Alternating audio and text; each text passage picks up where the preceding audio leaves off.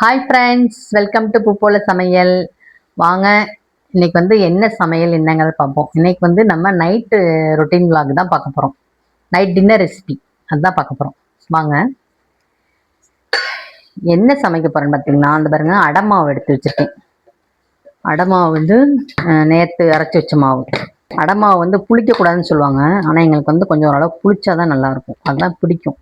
இங்கே தக்காளி சட்னி அரைப்போம் சொல்லி தக்காளி கட் பண்ணி வச்சுருக்கேன். இந்த சின்ன வெங்காயமும் தக்காளியும் போட்டு தக்காளி சட்னி அரைக்க போகிறேன்.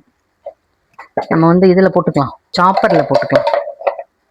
வெங்காயம் கட் பண்ணுறது அடை தோசைக்கு வெங்காயம் கம்மியாக போடவா நிறையா போடுவாங்க தோசைக்கு? ஆனால் இவ்வளோ மாவில் கலக்க வேண்டாம். என்ன எத்தனை 4 வெங்காயம் எடுத்திருக்கேன், கட் பண்ணி உரிச்சு. இந்த வெங்காயம் இது என்ன வெங்காயம் தெரியுமா? நேற்று வெங்காயம் வாங்கிட்டு வந்தீங்கல்ல, அதை ஏற்கனவே கொஞ்சம் எல்லாம் க்ளீன் பண்ணிட்டு இந்த சின்னதெல்லாம் எடுத்து இங்கே வச்சிருக்கேன். அப்படியா? ஆமா, இப்படி போட்டு இந்த சாப்பர்ல போட்டு கட் பண்ணிடுவோம். இது அமுக்கிறதுக்குள்ளதான் போதும் போதும் இருக்கும்.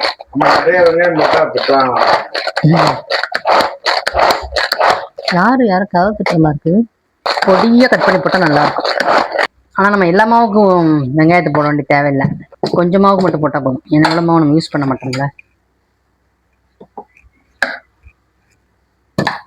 போட்டு பண்ணி எல்லாம் தூக்கி ஓர்சல் பண்ணிடணும். தக்காளி சட்னிக்கு எண்ணெய், கடலைப்பருப்பு போட்டுக்கலாம். கடலைப்பருப்பு பண்றேன், கடுகு தாளிக்கும் போது தான் போடணும். கடலைப்பருப்பு பண்றேன், உளுந்தம்பருப்பு லைட்டாக செவந்து வரட்டும். தக்காளி சட்னிக்கு சின்ன வெங்காயம் கட் பண்ணி வச்சுருக்கேன். அதுக்கப்புறம் தக்காளி போதும், இந்த அளவு செவந்து வந்தால் போதும். இப்போ சின்ன வெங்காயம் போட்டுக்கலாம். ஆமாம்,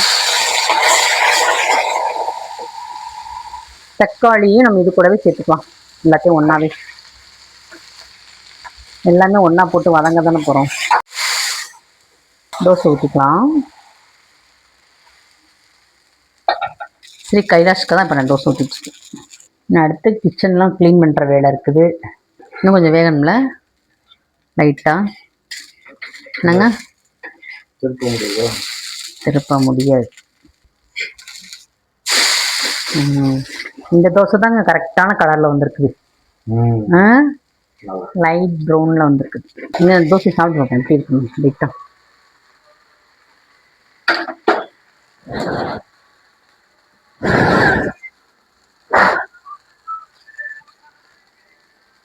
சூப்பராக இருக்கு. ரொம்ப நாளைக்கு அப்புறம் அடை தோசை. தக்காளி சட்னி, அதுக்கப்புறம் தேங்காய் சட்னி இப்போ வச்சு சாப்பிடணும். அப்போதே ஒரு தோசை சாப்பிட்டேன், சூப்பராக இருந்துச்சு. செம்ம டேஸ்டாக இருக்கு அடை தோசைக்கு. நம்ம தக்காளி சட்னி தேங்காய் சட்னி. ஆனால் என்ன, தக்காளி சட்னியோட தேங்காய் சட்னி சூப்பராக இருக்கு, செம்ம டேஸ்ட்.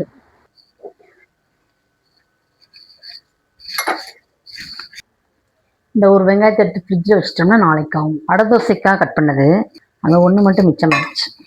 அவ்வளோதாங்க நைட் ரொட்டீன் vlog. இந்த பாத்திரம்லாம் கொஞ்சம் இருக்குது, இதை மட்டும் கழுவி வச்சிட்டோம்னா அவ்வளோதான், போய் தூங்க வேண்டியதான். இந்த வீடியோ உங்களுக்கு ரொம்ப பிடிச்சிருக்குன்னு நினைக்கிறேன். மறுபடியும் நம்ம வேற ஒரு வீடியோவில் பார்க்கலாம். நம்ம பூப்போல் சமையல் சேனலை சப்ஸ்கிரைப் பண்ணிக்கோங்க, லைக் பண்ணுங்கள், ஷேர் பண்ணுங்கள், கமெண்ட்டும் பண்ணிடுங்க. டாடா பாய், குட் நைட்.